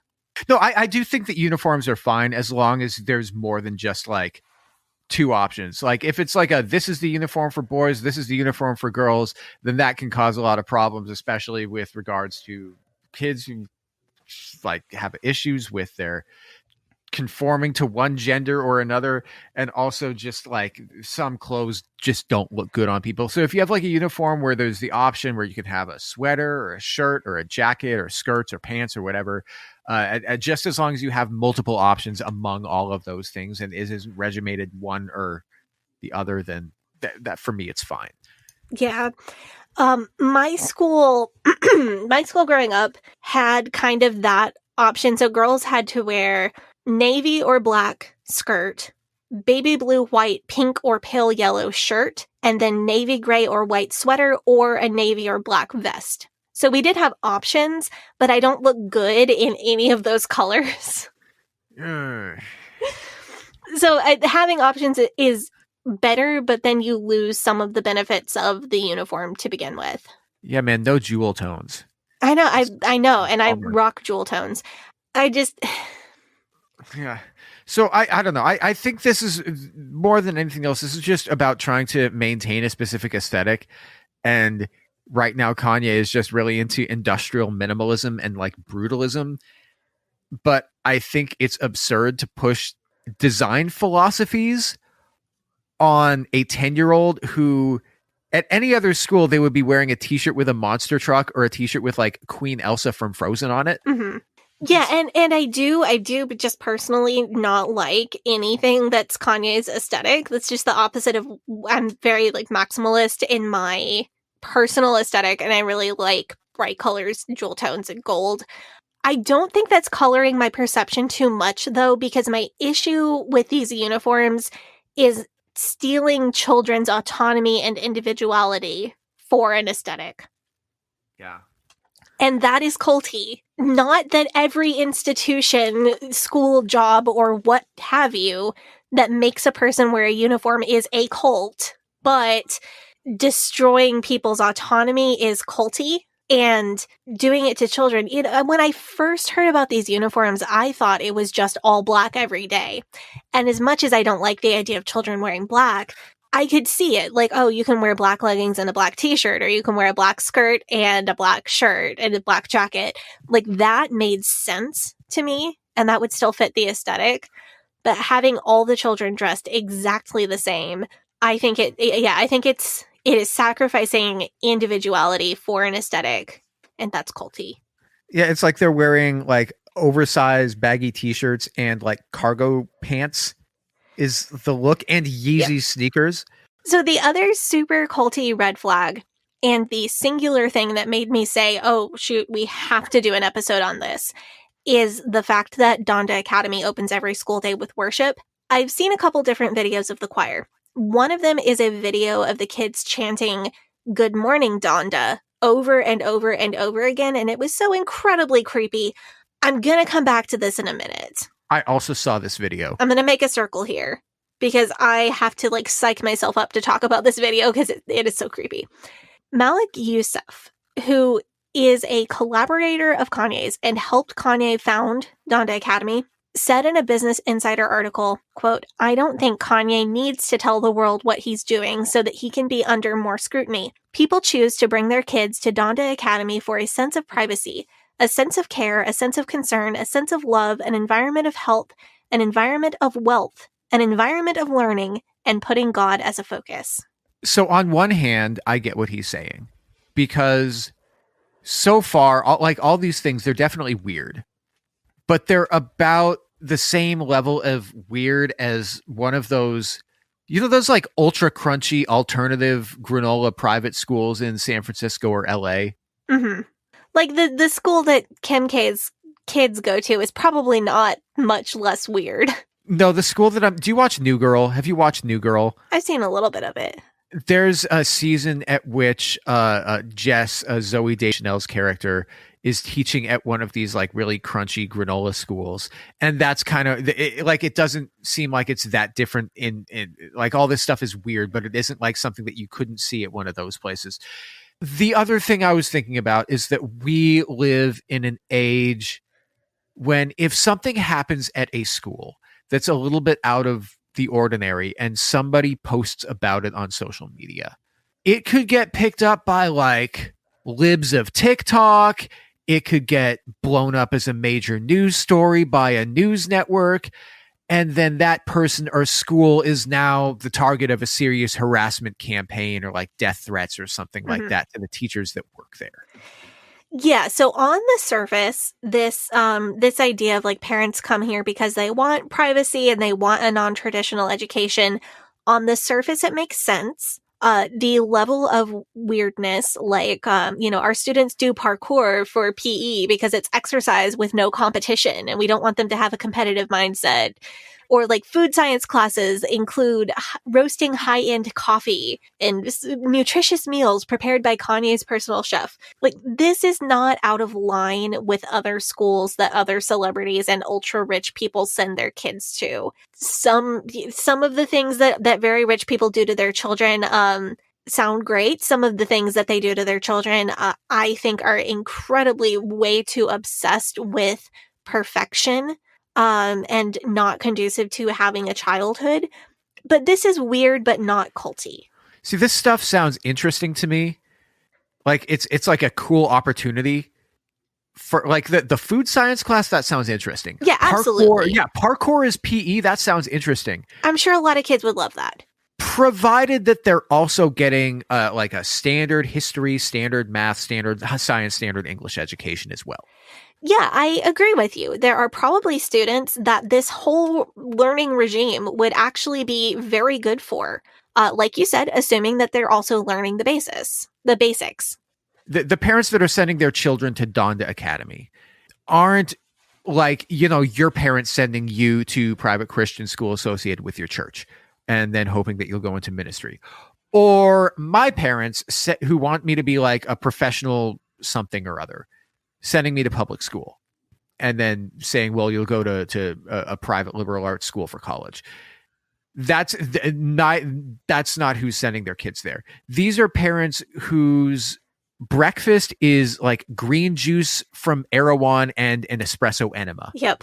These are people who are injecting like concentrated goat sperm extract into their foreheads to reverse aging. These are people who eat vegan and wear furs. Like, that's the type of people that we're talking about. Like, the parents of these children are the people who buy Goop unironically.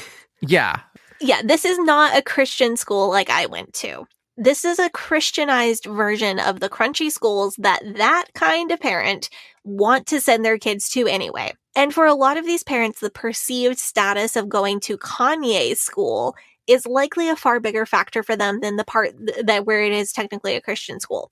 However, I want to call your attention to a few things here.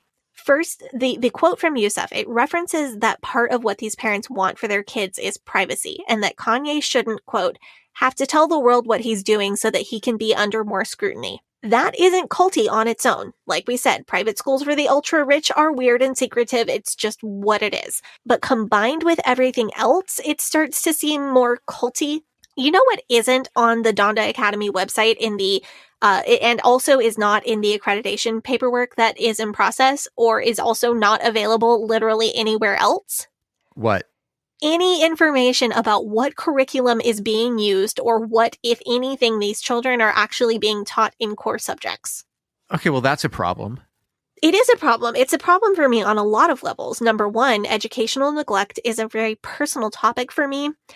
If there's no curriculum and or no accountability, I know what can happen because it happened to me and all of my friends. And if this was an 8th through 12th grade, junior high school, I would be so much more ready to let this slide. Because a kid going into 8th grade who has no complications or problems beyond their control should generally, as a vast generalization, should be able to read, write, spell, especially with the help of technology like spell check, add, subtract, divide, and multiply reliably. They should have a basic idea of history and science.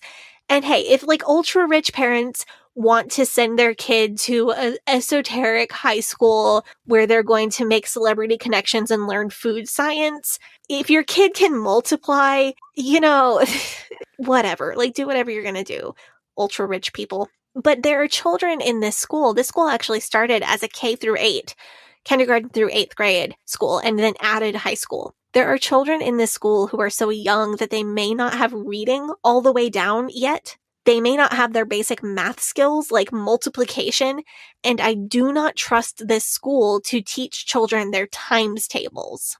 I am very progressive and open-minded about a lot of things, but I am very traditionalist about a few things in life, and one of them is the very basics of education. I don't care if rich people want to send their high school-age kids to a school where they learn about roasting high-end coffee instead of algebra. I don't care. Those kids will always be rich enough to pay someone to do their algebra for them. But I do care if there are children, regardless of whether they are ultra-rich children or not, who might not learn to read or write and might not get basic math skills. Beulah McLeod, who appeared to be one of the most qualified staff members that Donda Academy formerly had, has left the school, and this was before the whole anti-Semitic tweet thing. She said that she left because of, quote, philosophical differences about the level of stability that is required to educate students in an effective way. Yeah, that's not good. Who was one of the most qualified staff members they had. That's not a good sign. Number 2, back to this Good Morning Donda thing. Since everyone is there and it is morning time, I have to assume, based on the schedules shared by Donda Academy representatives, that this is a video from the morning all-school worship session. Because if it's morning and everybody's there, then this is your morning worship, right? I assume so. Aside from the obvious concern that singing/chanting to a dead woman is not worship in any traditional Christian sense, I have other concerns. So I will admit that student body worship is just a trigger for me. But when I try to look past that, the concern I have is the question of who is responsible for these kids' religious education. If I ever were going to send my kid to a school where religion was part of the curriculum and religious participation was required, I would sure as hell want to know who was leading this religious education component and what was being taught. It makes me worry that this is just a vehicle for Kanye to pass on his religious delusions to children. And we know that he is passing on his delusions of grandeur and his inflated self-image to children. So it really makes me worry that he is passing on the religious delusions that have been mixed in with that to children as well. And listen, in the sense of fairness, all religious schools are about indoctrinating children. Teaching children about religion, in a very literal sense of the word indoctrination. Teaching your children about social issues or politics is also indoctrination. That word has a very negative connotation, but the literal meaning isn't quite so negative. It is always up to parents to decide what they are going to indoctrinate their child with. And we all, as parents, hope that we're choosing the right things. But if there's nothing available on the traditional subject curriculum for Donda Academy kids, and there's also nothing available on the religious curriculum for Donda Academy kids, it makes me think that the religious curriculum is just Kanye telling these kids whatever he wants to.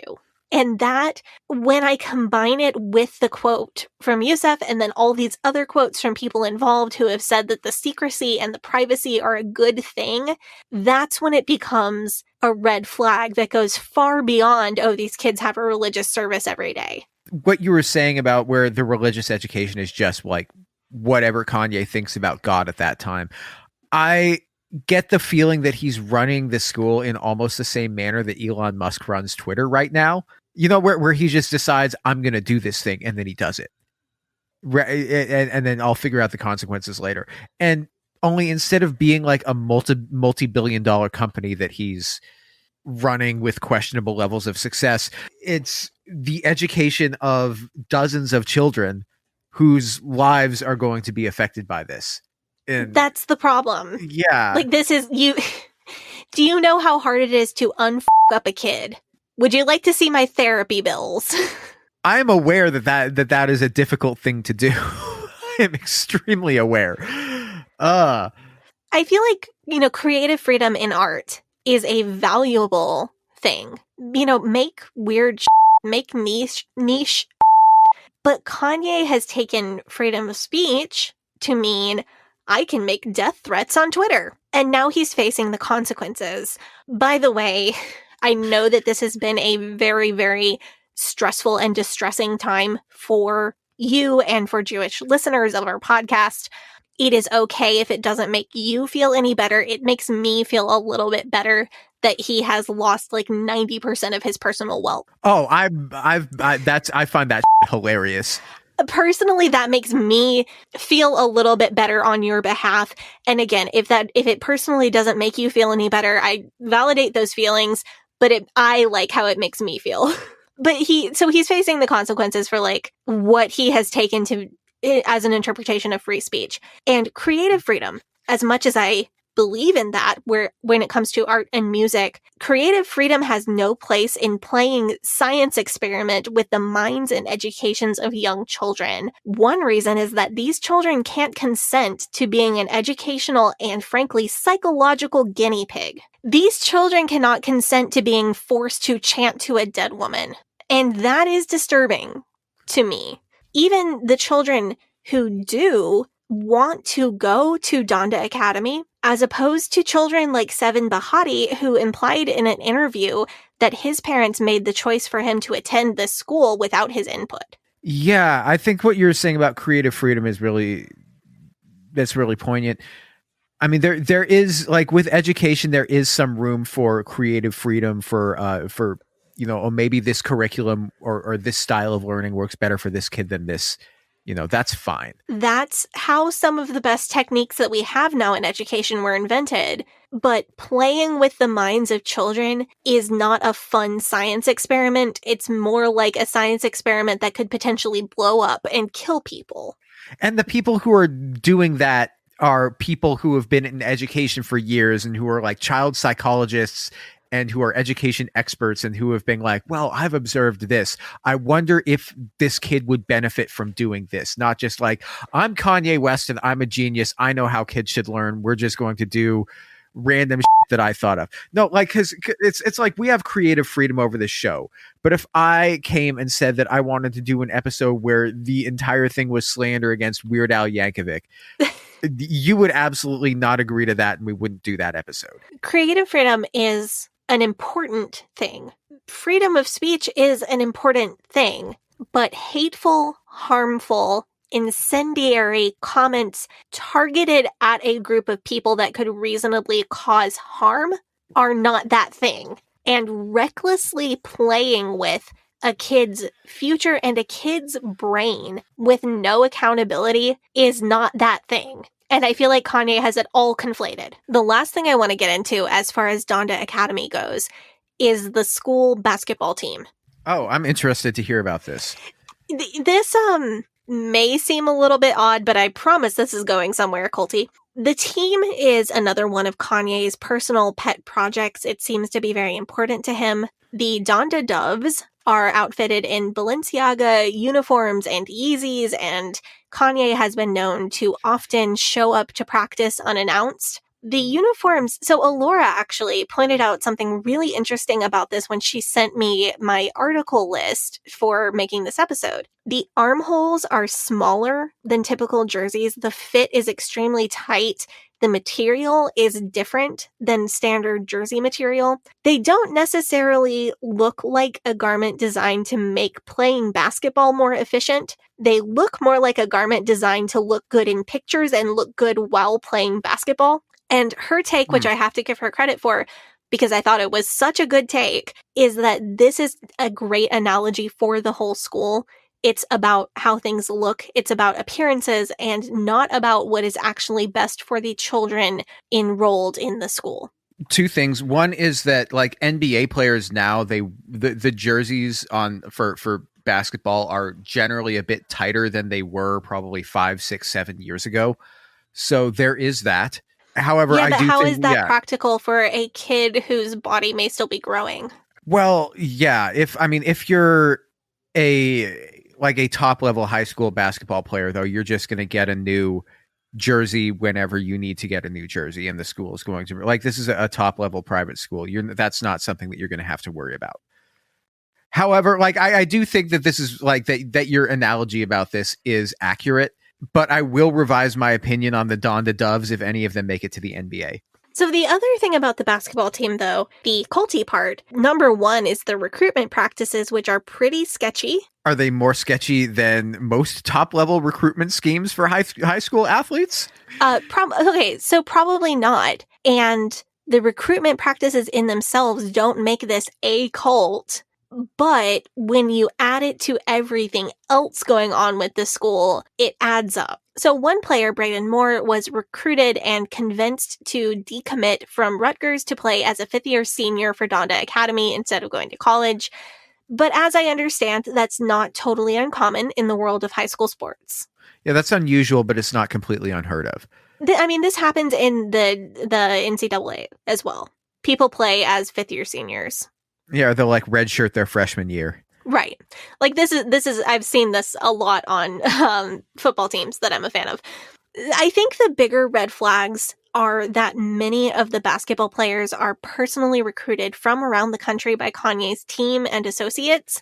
They come to LA and they live in luxury apartments with chaperones on site, and their entire schedule revolves around basketball practice. In the past, they did mostly online classes to be able to fit their academics around basketball. The biggest red flag, though, is that Kanye will occasionally make personal calls to these students on their cell phones, just to check up on them, quoting from a Slam magazine article, quote, to see how the Doves are doing both athletically and academically. So you've got teenagers living across the country from their parents, in some cases. Often, they are financially dependent on Kanye and Donda Academy because a large percentage of Donda Academy students are on scholarship. This is one of those things. From the outside, it looks great. Oh, Kanye has recruited students from his choir. He reserves slots in the choir every year for students specifically who cannot afford to attend and brings them in on scholarship. There are basketball students who cannot afford Donda Academy and they are brought in on scholarship. And that looks so generous. But in reality, those students are now beholden to the school and they're financially dependent upon Donda Academy, which is financially dependent personally on Kanye West. Their lives revolve, in the case of the basketball players, their lives revolve around the basketball team at the expense of academics, and the basketball team is Kanye's pet project. So the man that they are dependent upon financially is also extremely invested in the things that their life revolves around, and he controls their housing. He shows up at their practices, attends their games, attracts a huge amount of press attention, and calls them personally on their cell phones on their off time. I think the combination of the vulnerability of these minor kids who are sometimes living without their parents present and the financial dependence on Kanye and the involvement he has in their personal lives is a cause for worry. It's not that any one of those things is necessarily the end of the world, but when you put them all together, it starts to give me the ick real bad. This whole situation, it's not completely out of the ordinary for kids who have who think that they have a legitimate shot at being a professional athlete. Because there's plenty of private high schools that's basically the major selling point, is that they provide student athletes with a structure to be successful as an athlete first and foremost, and they'll get you through the academics, but that's not what you're about to do with your life. So you just they get you through, they get you through your exams, and that's it. The only thing that really raises my eyebrow here is that Kanye is so heavily personally involved since he isn't actually a basketball player. So that's the weird part to me. I was thinking back to last week when we were talking about content creator ethics and how even at our relatively tiny level compared to Kanye's celebrity status, there are ethics that we have to keep in mind. And that's what I think is raising this red flag about Kanye being so personally involved in the lives of the basketball players, especially, which is a small red flag, but for me, it becomes a big red flag when it is combined with their financial dependence upon him. So I think that is a perfect point with which to transition to my take on the school, because my take is kind of related to this, and then I can tie that back to my take on Sunday service. Yeah, let's do it. My take on the school is that it is not a cult, at least not in the way that we think of like a cult. I think that there's this school is definitely attended by people who subscribe to the Kanye West personality cult, probably, or people whose parents subscribe to the Kanye West personality cult, or just are people who idol worship at the idol of fame. And here's why.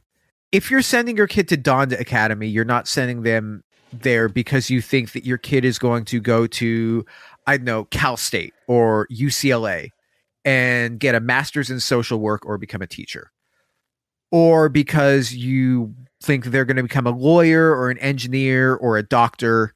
After you graduate from Donda Academy, you're going to go get a house with some of your friends either in Los Angeles or New York, and you're going to try to be an artist or a musician or an actor or a TikTok creator or an influencer or some shit. Your parents are going to pay your rent. You're never going to have to get an actual job unless you get massively successful as like a celebrity or something, which I guess is a job. Like being an actor, that's a job. Being a musician, that's a job. And you're going to live that life. How you get ahead in those industries is through connections. In the entertainment industry, it is possible to break through without knowing people. But if you've got a demo, say you're a musician, say you've got a demo, and you want to make it in front of the right people, you want the right people to hear that demo, having Kanye West's personal phone number in your phone and having a good personal relationship with him will go a long way. Even though everybody hates Kanye right now and he's lost all of his endorsements for being anti-Semitic, if he came out with a new song tomorrow, it would probably break the internet and people would listen to it, and people would be talking about, people would be tweeting about it, people would be like posting it on Instagram or whatever. Even if the song were terrible, and believe me, he's made some legitimately terrible music lately that's gotten millions of downloads. The thing is with the entertainment industry in Southern California is that it is a transactional environment. If you're a rich kid and you want to be a singer or a rapper, you're going to go to private school anyway because you're a rich kid in LA. If you can pay $15,000 a year to ensure that once you graduate, any music that you make, any demo, any song that you get featured on is going to make it in front of the ears of Kanye West, then you're going to make that $15,000 a year upfront investment.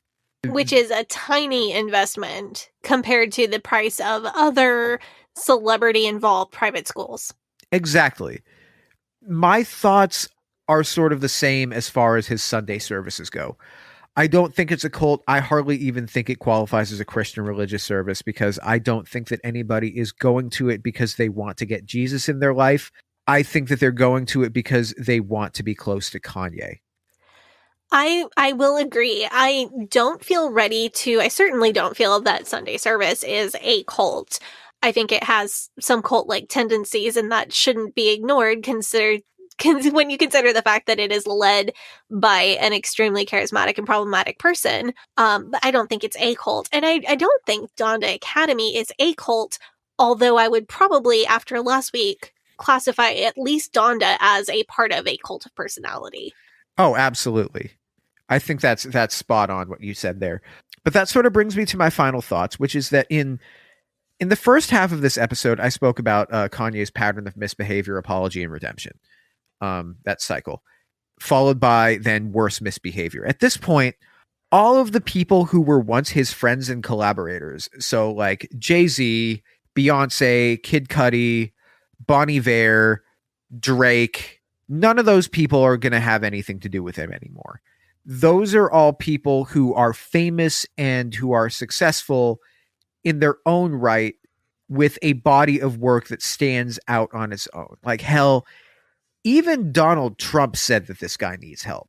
Trump said that Kanye is going off the rails and needs to. That is a sick burn. That is truly wild when I saw that. Right now, the only people who are left around him are sycophants and hangers on who see him as either a cash machine or people who still buy into the personality cult and think of him as like a tortured genius and will enable his nut job behavior, or people like, Candace Owens, who like the fact that he's controversial and are basically just using his controversy to boost their own. She is a vampire who is sucking his fame and attempting to suck out his money through getting him to buy Parler, which her husband owns. And out of all of the things that she has done that I very much dislike, this is possibly the worst. And as much as I dislike Kanye and condemn pretty much everything he's said in the last 4 years, from his anti-Semitism, refusal to get help with his mental health issues, and frankly, stalker and possessive and creepy behavior towards his ex-wife, this is the one where I maybe feel sorry for him because I think Candace Owens is using him and getting away with it. This is one where I do feel like he is potentially being victimized by her. And like, other than those types of people, those people who are using him, there's still sort of a few like personality cult people that still buy into the tortured genius thing. And those are the people who will continue to enable his nut job behavior. But I think that when he inevitably runs out of money, a lot of all those hangers on will disappear. And I will say, as somebody who was a fan of his until a few years ago, I subscribed to the Kanye subreddit. And I'll tell you what the vibe is right now there, now that he's gone off the deep end with anti-Semitism. Are you interested in hearing about this? Yeah, absolutely. What I've seen, people are done with him mostly, which is really wild to think about. Because, I mean, there's like a small number of people who are saying like that he speaks the truth, that the people don't want him to say, kind of thing. But those people, I feel like they're either mostly trolls, or they're like the small minority of his followers who are also like into the whole Black Hebrew Israelite thing. What I mostly see people saying is, man, he's really fallen off. I wish he would get help, but he's alienated everybody around him who would push him into that. And they've all cut him out of their lives. And no doubt they've tried to help him, and they're closer to him. And, they really know what's going on. And at this point, if he's going to get help, it's going to have to come from him. And that's what people are saying, which is like kind of what, like, it's sad, but that like, it's sad that he's at this point in his career, because, I, as somebody who was really a fan of his, like, it is sad to see him come to this. But like, I'm seeing dudes who got the cartoon bear from the Graduation album artwork. They got the cartoon bear tattooed on their body. And these guys are now saying that they're done with him. I'm seeing people who have all of his albums on vinyl and who bought into his fashion and who danced to his music at their weddings and at their graduations and said that he is their favorite artist ever. these guys are done with him. And like the personality cult hit, like it's almost like completely collapsed.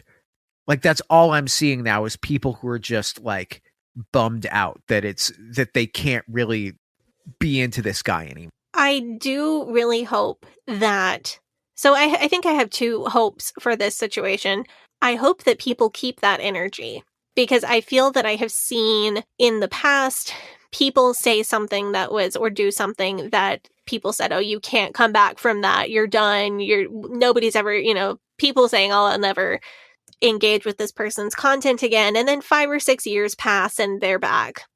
Louis C.K. comes to mind. God. So I do hope that people continue to hold Kanye accountable when he does things that are truly horrible and says things that are truly horrible. The other side of that is I hope this opens up a conversation about what accountability means when people are mentally ill, and opens up a conversation about paths to redemption that are not part of that abusive cycle of do the bad thing, apologize for the bad thing, do something new, and expect that this cycle can continue forever.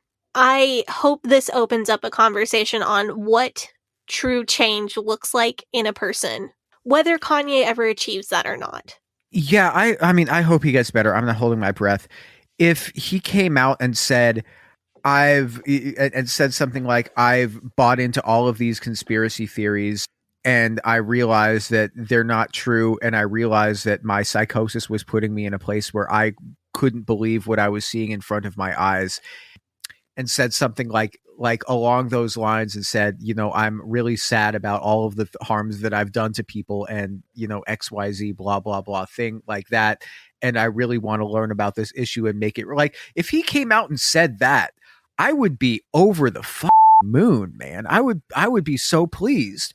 I would, I would see that as like a pure, like a true sign of personal growth. But like, I don't know if that's too much to ask from him for this point, or if he's willing to admit that because in order to do that, he would have to admit that he's not the geniusest person in the entire universe, and not every thought that comes out of his mouth is the most amazing thought that needs to come out of anybody's. We'll see.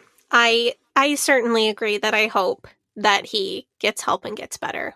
And Kanye is a Christian, and so I want him to know that in line with his Christian beliefs, I believe that I don't think he's done anything that's truly putting him beyond redemption.